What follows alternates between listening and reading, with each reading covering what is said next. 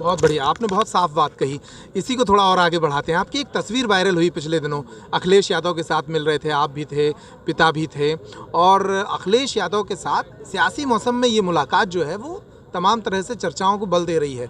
Samajwadi party ने हालांकि यहाँ प्रत्याशी घोषित कर दिया है, फिर भी क्या साइकिल पर दौड़ सकते हैं?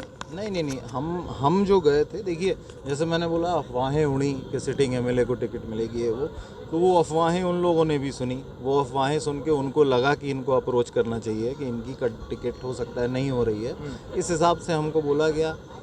और फिर लास्ट में इंडिया गठबंधन का हिस्सा सब हैं। हमको भी रुचि थी भाई, सब बात करते रहते हैं कि कांग्रेस और सपा में क्या हो रहा है, आपस में बैठ के चर्चा करते हैं। अगर लगा कि अगर खुद अखिलेश यादव जी से पूछने मिल जाएगा कांग्रेस सपा का क्या चल रहा है तो इससे अच्छा और क्या हो सकता है। तो गए, हम लोगों ने अपनी चर्चाएं करी क्या हो रहा है आगे। उन्होंने बोला कि कांग्रेस के साथ अच्छा साथ है, वही है जैसा यूपी में जैसा होता है कांग्रेस के साथ, कहीं ना कहीं वही हाल यहाँ है सपा के साथ। मतलब एक जगह जगह की बात है। तो उनका कहना यही था कि कांग्रेस से बातचीत चल रही है और कहीं ना कहीं गठबंधन की बातें आगे चल रही हैं, तो उसमें भी आगे स्पष्ट होगा क्या होगा। और जैसा मैंने बताया कि हम वहाँ गए थे इस रूप से कि एक फॉर्मेलिटी वाली मीटिंग थी कि आए हुए हैं बहुत सारे लोग परिचित के हैं। मैं वही पूछ रहा हूँ कि तस्वीर तो चूंकि 1 सेकंड का हिस्सा होती है, स्थिर होती है, तस्वीर के आगे पीछे भी बहुत सारी चर्चाएं होती होंगी। क्या चर्चा हुई उस दिन अखिलेश से? उस दिन चर्चा ये हुई, देखिए मुख्य जो चर्चा थी वो थी कि भाजपा को हराना है, क्योंकि हम लोग एक ही गठबंधन वाले हैं।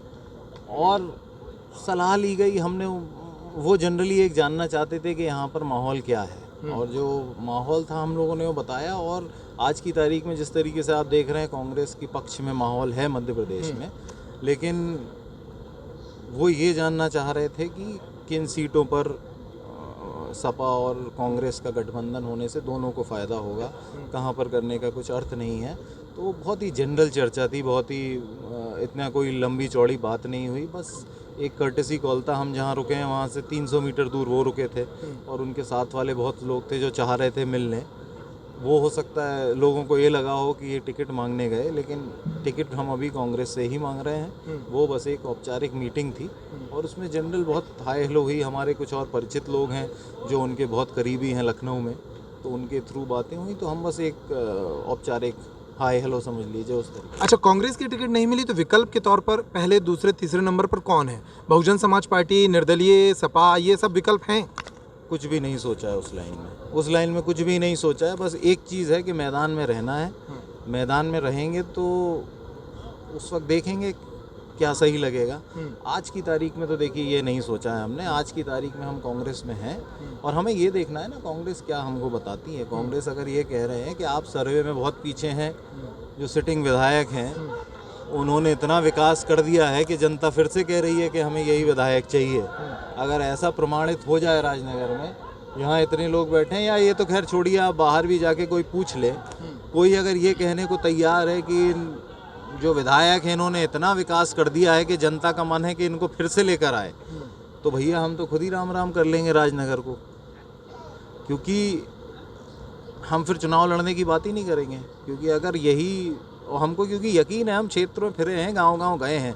अभी ये जो चल रहा है ये तो तैयारियां हैं टिकट की, ये तो टिकट के लिए लोग फिर रहे हैं कि टिकट मिल जाए, टिकट मिल जाए, टिकट मिल जाए।